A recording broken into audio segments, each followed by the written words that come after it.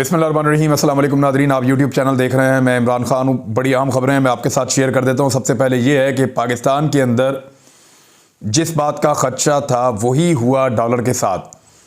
मैं आपको बड़े लंबे अरसे से कह रहा था, लेकिन भिखारी दानिश्वर इस बात को मान नहीं रहे थे। बहुत सारे जो एक्सपर्ट्स हैं इकॉनमी के, वो भी यही बात कह रहे थे कि इसहाक डार बिल्कुल एक नाकाम तजुर्बा है। ये जब आए इन्होंने इकॉनमी का बेड़ा गर्क किया। सब ये समझा रहे थे, लेकिन भिखारी दानिश्वर मानने को तैयार नहीं थे। पाकिस्तान का मीडिया बज़िद था और मीडिया के बहुत सारे लोग बज़िद थे कि इसहाक डार पता नहीं कौन सा जादू का चढ़ाग रगड़ेंगे और ये हो जाएगा और वो हो जाएगा। यानी यहाँ तक क्या गया कि पता नहीं डॉलर 200 से नीचे चला जाएगा, बहुत नीचे चला जाएगा। डार आ गया, डॉलर डर गया और 10 रुपए का एक फ़र्क डाला था डार ने आने के बाद, और तब से लेकर अब तक। यानी नवाज शरीफ साहब को लंदन में सहाफ़ी कह रहे थे, मियाँ साहब आज 3 रुपए कम हो गया है। तो मियाँ साहब कहते हैं अभी और कम होगा, और इसके ऊपर मुबारकबादें और मिठाइयाँ चल रही थी। और वो सब कुछ क्या हो रहा था? मसनूई तरीके से बैंकों पर दबाव डालकर डॉलर को दबाया जा रहा था, क्योंकि IMF की शर्त है कि आप डॉलर को ढीला छोड़ें, और उनकी शर्त है कि ये 2 नंबरी आप बंद करें और आप मार्केट के मुताबिक, जो इंटरनेशनल मार्केट में डॉलर की असल कीमत है और रुपए की कदर है, उसके मुताबिक आए। अब पाकिस्तान के साथ आज क्या हुआ है, ये जरा खबर आप सुनिए। रुपए की एक रिकॉर्ड बेकदरी हुई है पाकिस्तान में। डॉलर मुकम्मल तौर पे बेलगाम हो गया है, मुल्क की तारीख की बुलंद तरीन सतह पर पहुंच गया है। कीमत में एकदम 24 रुपए से जायद का इजाफा हो गया है। एक्सचेंज कंपनियों की जानिब से डॉलर को आज़ाद करके मार्केट फोर्सेस पर छोड़ने के फैसले से डॉलर की कदर में एकदम बड़ा इजाफा हो गया है। करेंसी की दोनों मार्केटों में अमरीकी करेंसी ने ऊंची उड़ान भर ली है। ओपन मार्केट में डॉलर ने लंबी छलांग लगाई और डॉलर की कदर 12 रुपए के इजाफे से 255 रुपए की सतह पर आ गई है।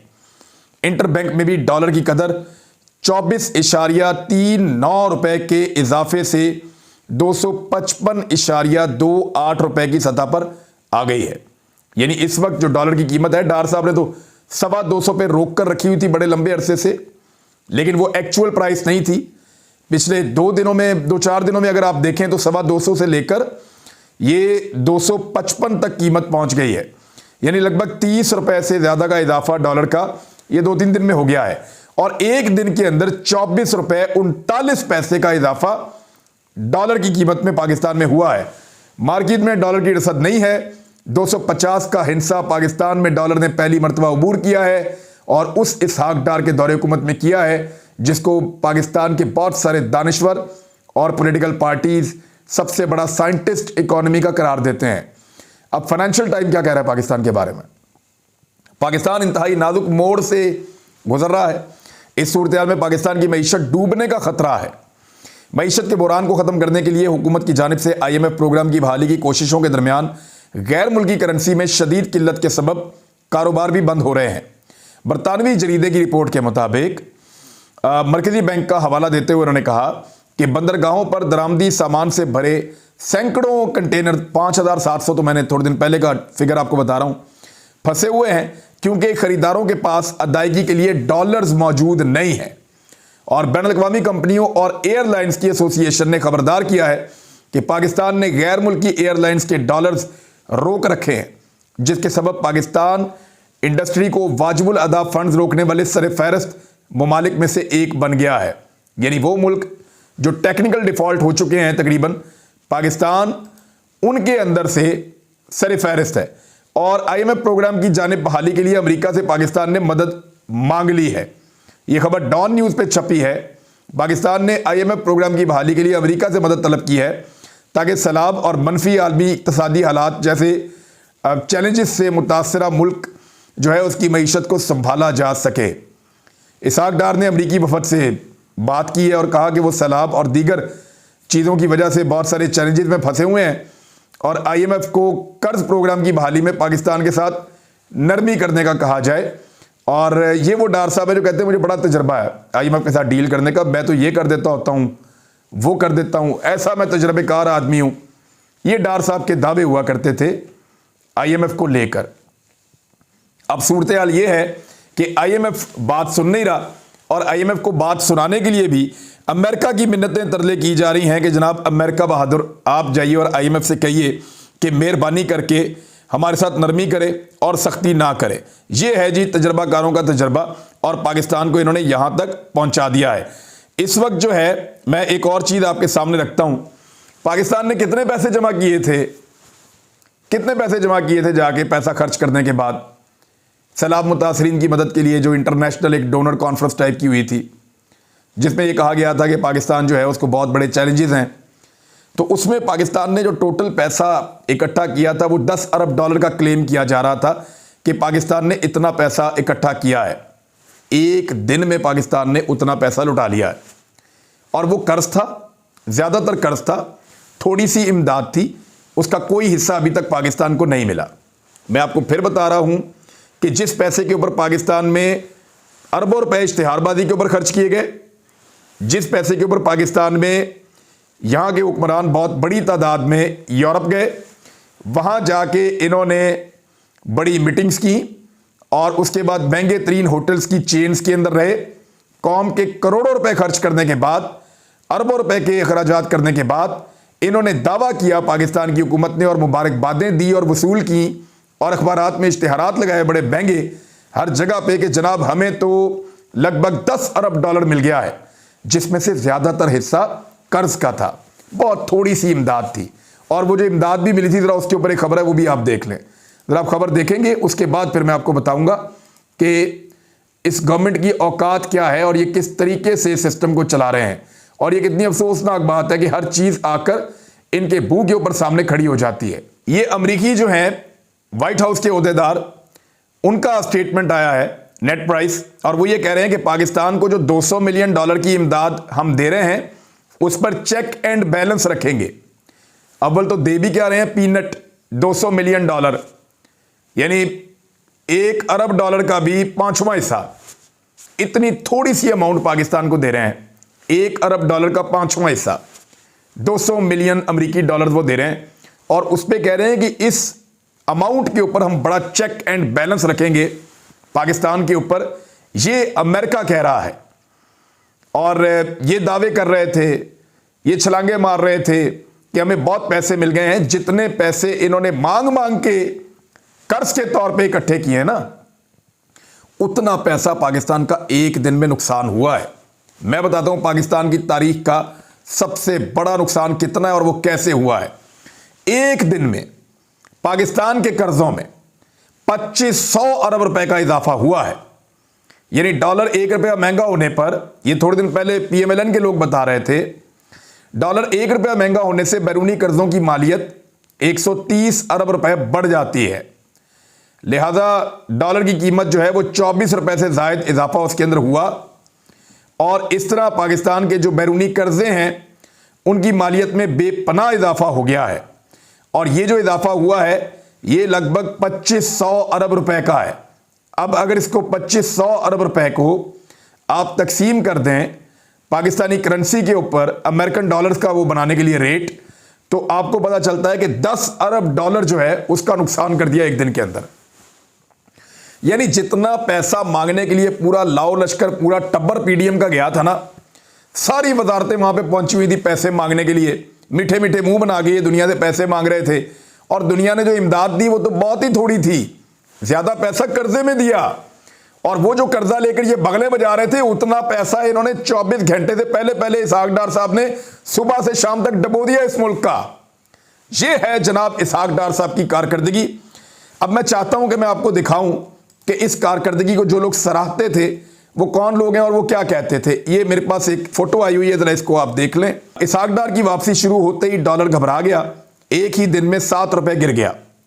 दूसरे सहाफी हामिद मीर हैं। सेनेटर इसहाक डार की पाकिस्तान वापसी के बाद से डॉलर मुसलसल नीचे आ रहा है। क्या आपके ख्याल में डॉलर मजीद नीचे आएगा? और फिर उन्होंने कहा लगता है बहुत नीचे आएगा, ये भी इन्होंने ट्वीट किया था। लगता है इसहाक डार वापस आ गए हैं, एक और साहब ने ये ट्वीट किया था। डॉलर को लगाम देने के बाद डार ने पेट्रोल की कीमतें कम कर दी, वेल डन।